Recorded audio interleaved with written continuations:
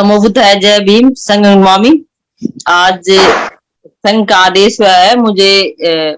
आज करवा चौथ का जो औरतें महिलाएं व्रत रखती है, उसमें पाखंडवाद पे मेरे को थोड़ा सा बोलना है, मैं ज्यादा ना बोल के। क्योंकि हमारी माताएं बहनें सदियों से उनके सॉफ्टवेयर में यानी कि दिमाग में भर दिया जाता है कि भाई ऐसे व्रत करने से ऐसे, ये जो हम हमारे लिए गलत गलत मान्यताएं जो बना रखी हैं, जो बाबा साहब ने हमें मनुस्मृति जो जलाई थी, जो हमें हक का अधिकार दिए हैं बहुत ही अच्छे से हिंदू कोड बिल में। तो उन सब को बाबा साहब ने मनुस्मृति को क्यों जलाया? उसी मनुस्मृति में ये सब बातें लिखी हुई है। औरतों को सारे के सारे जो व्रत त्योहार पकड़ा दिए गए हैं।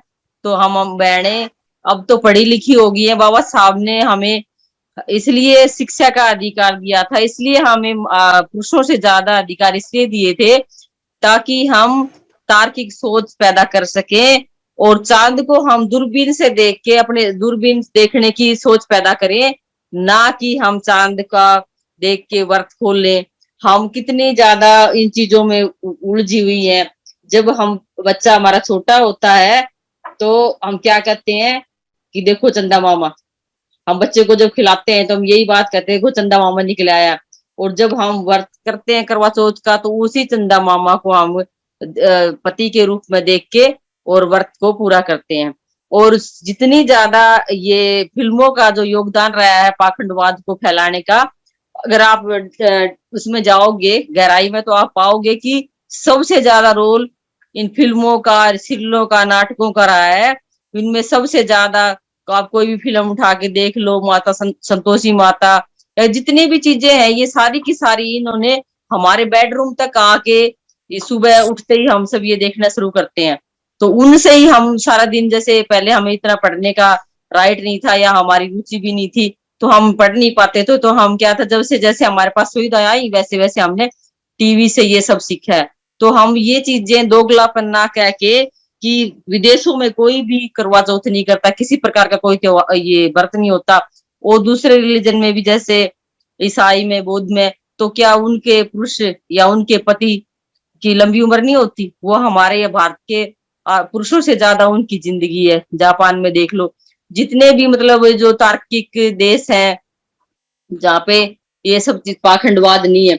तो मेरा आज बहनों से यही रिक्वेस्ट है कि हमें जिन्होंने अधिकार दिलाए हैं, हमें किसकी पूजा करनी चाहिए? जो हमारे महापुरुष हैं।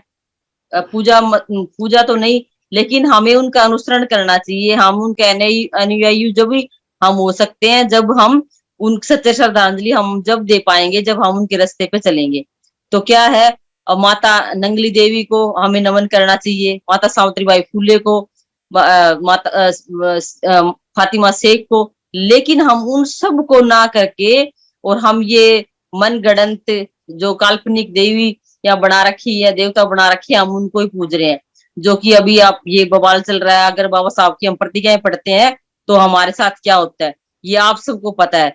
तो इसीलिए मेरे आज का जो टॉपिक है बहनों से यही है कि बहनों से कम और पुरुषों से ज्यादा है कि हम महिलाओं को ये जो करवा चौथ के नाम पे या त्योहारों के नाम पे जो हमें ये धरोहर पकड़ाई गई है, ये आप छोड़िए और तार्किक बनिए। इसमें व्रत में क्या है कि पितृसत्तात्मक जो सोच है कि पुरुष को पूजा जाता है, महिला व्रत रखती है और आदमी की पूजा करती है। और आदमी भी इसमें खुश होता है कि देखो मेरी पूजा हो रही है। सुपीरियरिटी जो अपने आप में दिखाता है ना कि हाँ मेरी ये हो रही है, वो अंदर अंदर खुश होता है। जबकि ये खुश होने की बात नहीं है।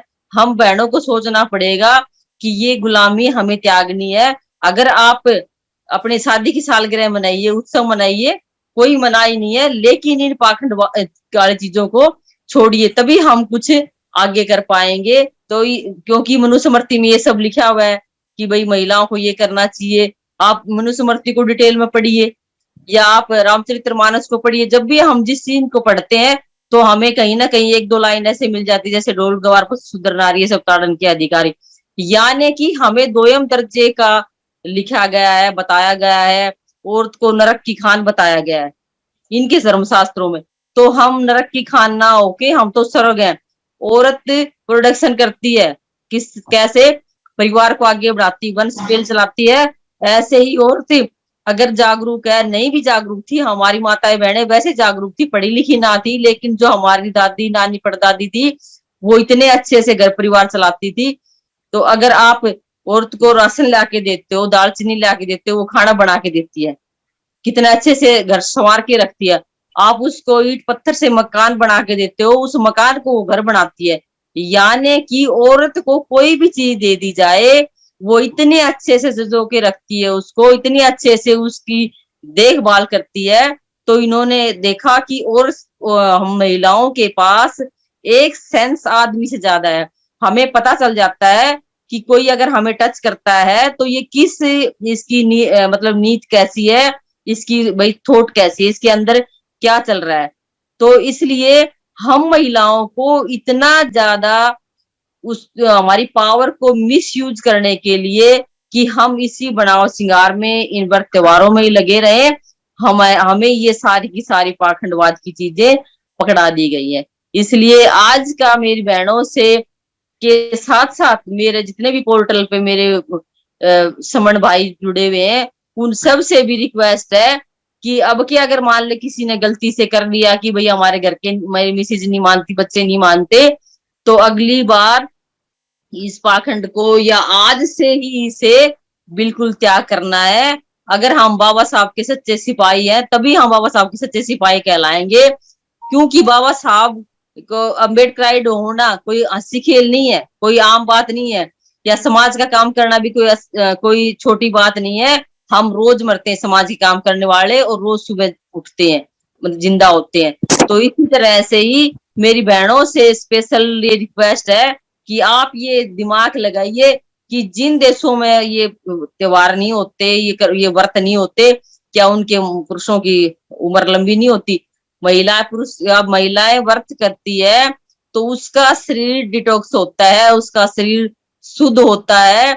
उसके शरीर के शुद्ध होने से आदमी की लंबी उम्र कैसे हो जाएगी? आदमी की लंबी उम्र होएगी आदमी के स्मोक ना करने से, ड्रिंक ना करने से, एक्सरसाइज करने से और व्यायाम करने से, अच्छा खाने पीने से, ना कि औरत के व्रत रखने से। औरत के व्रत रखने से औरत की उम्र बढ़ेगी, क्योंकि उसने अपने शरीर का शुद्धिकरण किया है। जैसे उसके शरीर में जो हम खाना खाते हैं तो हमारे मशीन को विराम मिला है, आराम मिला है, तो उसकी उम्र बढ़ी है, ना कि आदमी की।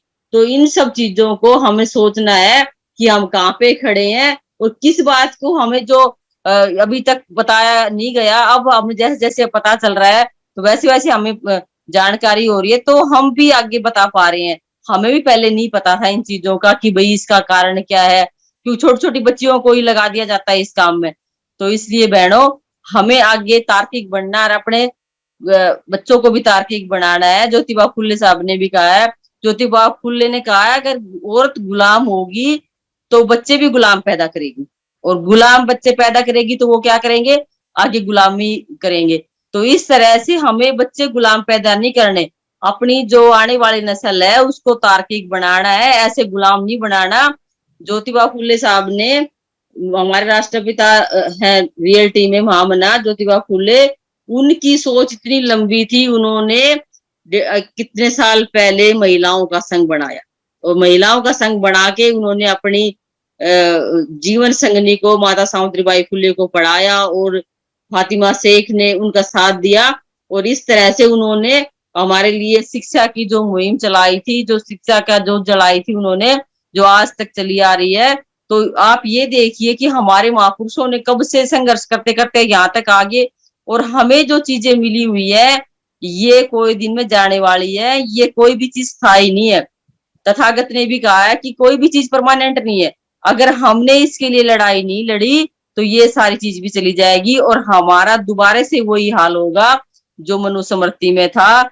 जैसे माता नंगली देवी ने हमें, जो मूला कर लगता था, जो हमें ब्लाउज पहनने का अधिकार नहीं था, उन्होंने अपना जीवन दान दे के हमें ये अधिकार दिलाया। दोबारा कोई नंगली नहीं पैदा होगी, हमें खुद ही नंगली बनना पड़ेगा। और अब तो हमें इतना बड़ी बाबा साहब जो संविधान दे के गए हैं, उसमें महिलाओं को पुरुषों से ज्यादा जो हमें अधिकार दिए गए हैं, हम खाली अधिकार अधिकार की बात करते रहते हैं। अधिकारों के साथ जो हमारी ड्यूटी है, जो हमारे कर्तव्य है, वो भी हमें पूरे करने पड़ेंगे, ना कि खाली हमें अधिकार ऐसे थाली में सजा के नहीं मिल जाएंगे। थाली में जो सजा के मिले हुए हैं ना, वो जाने वाले हो रहे हैं। इसलिए हमें उसकी लड़ाई लड़नी होगी, और आगे से हम इन सब चीजों का ध्यान रखें। और ये मेरे जो भी श्रमण भाई जुड़े हुए हैं, वो अपने रिश्तेदारों को आस पास में जितने भी ये सब चीजें पाखंड चल रहा है, आज का जो है टॉपिक, ये करवा चौथ, लेकिन ये खाली करवा चौथ ही नहीं है, इसके साथ और भी बहुत सारी चीजें जुड़ी हुई है, कि बहुत हम उन सब में उलझे रहते हैं कि उससे आगे हम ना बढ़ पाए।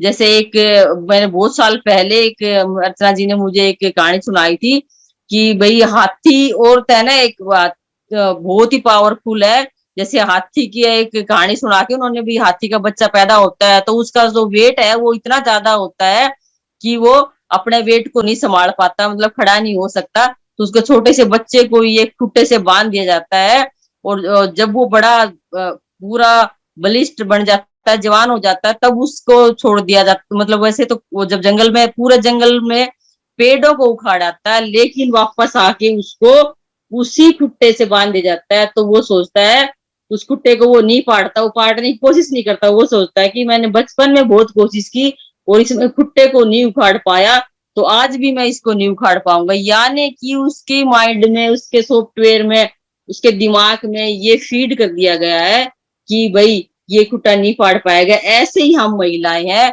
हम इतनी पावरफुल है, हमें अपने खुद की जो हमारे पास पावर है, या हमारी पास जो इतनी शक्ति है, उसका हमें ताकत का वो विश्वास ही नहीं है। हमें अपने आप पर भरोसा नहीं है कि हम क्या कर सकते हैं, क्या नहीं कर सकते हैं। तो इसलिए इस कहानी का मेरा बताने का मतलब यही था कि जो हमें ये गुलामी पकड़ा दी गई है, उसे छोड़ना होगा। जैसे हाथी का बच्चा जवान होके उस कुत्ते को नहीं पाड़ रहा, तो वो गुलाम, मतलब उसके माइंड में गुलामी भर दी गई है। ऐसे ही हम महिलाओं को जितनी भी है, ये हमारे माइंड में गुलामी भर दी गई है कि लड़कियों के ये काम, लड़कों के ये काम, बांट दी जाते हैं काम बचपन में ही। हम भी उस परिवेश में थे, लेकिन हम थोड़े से ठीक ठाक से थे, तो सबकी ऐसी एक जैसी कंडीशन नहीं होती। पर भाई आदमी कैसे बदलता है, दो तरीके से बदलता है, या तो उसका वातावरण वैसा हो, या फिर उसको ट्रेनिंग वैसी मिले। तो अब अगर हमें ट्रेनिंग ऐसी मिल रही है तो भी हम बदल सकते हैं, या हमारा जो इन्वायरमेंट में हम हमारी पढ़ाई लिखाई हुई है, तो वो भी हमारे पे बहुत इफेक्ट करती है। तो आज का जो वातावरण है, तो हमारी मजबूरी है ये ट्रेनिंग लेना, एक दूसरे से हमें पता करना कि हाँ ये क्या चल रहा है, इसके पीछे क्या है। आप ये देखिए कि अभी अब की जो हमारी ट्रेनिंग है, ये है कि हमें दोस्त और दुश्मन की पहचान करनी है। जो इतने सालों से हम भोलेपन में अपना सब कुछ लुटाते आए हैं, वो हमें अब संजो के रखना है, बचा के रखना है।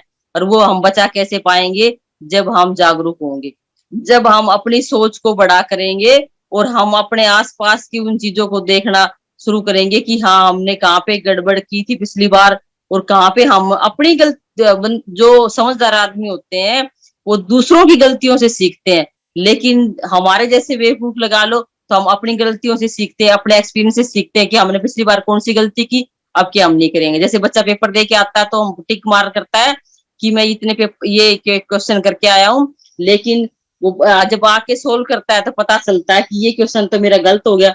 ऐसे ही हमें भी अपना विश्लेषण करना चाहिए कि हमने पिछली बार कौन सी गलती की, अगली बार हम वो गलती ना दोहराएं। इन्हीं सब चीजों को हम याद रखें, और अपने फ्यूचर को आगे से ये रूढ़िवादिता का छोड़ के, और इन वर्क त्योहारों में हम कम से कम इतने, कई तो इतने जिनके पास पैसा है वो लाखों लाखों खर्च कर देते हैं पूरे साल के, अगर हम वर्क त्योहार देखें तो उन्हीं पैसों को हम अपने बच्चों की एजुकेशन में लगाएं। या कोई हमारे रिश्तेदार का, अड़ोस पड़ोस का बच्चा गरीब है, तो हम उस बच्चे की शिक्षा अडोप्ट कर ले, भाई उस बच्चे को अडोप्ट कर ले उसकी शिक्षा को, कि भाई जब जितना तेरा पैसा 12th तक या ग्रेजुएशन तक या जितना भी आगे तक पड़ेगा, उसका खर्चा मैं दूंगा या मैं दूंगी, जो जितना समर्थ है। तो हम ये सब चीजें कर सकते हैं। उन सब चीजों को हमें आगे चल के बेनिफिट मिलता है, उस टाइम तो नहीं मिलता। आगे चल के हमें दिखता है कि हाँ कोई बच्चा भला है वो 4th क्लास ही लगे, 3 क्लास लगे, लेकिन जब बच्चा कोई किसी का कुछ बनता है तो वो आपको 1-2 पीढ़ी याद रखता है वो बताता है कि उसने मेरी हेल्प की थी और मैं ऐसे भाई हम ऐसे ऐसे ऊपर उठ के आए हैं। तो एक 2-3 पीढ़ी तो कम से कम याद रखता है, जैसे हम बाबा साहब को याद कर रहे हैं कि बाबा साहब ने इतना दिया, तो उस बच्चे के लिए हम कुछ अगर हेल्प कर पाते हैं तो ये हमारे लिए बड़ी बात होगी। तो इस तरह से आज का जो ये मेरा टॉपिक था, इसी पे अगर मान लो मेरे से कोई ऐसी कोई बातें निकल गई हो, उसके लिए मैं क्षमा प्रार्थी हूँ। और आप सबने मुझे सुना और मौका दिया बोलने का, उसके लिए आप सबको बहुत बहुत साधुवाद। नमो बुद्धाय, जय भीम, संगम।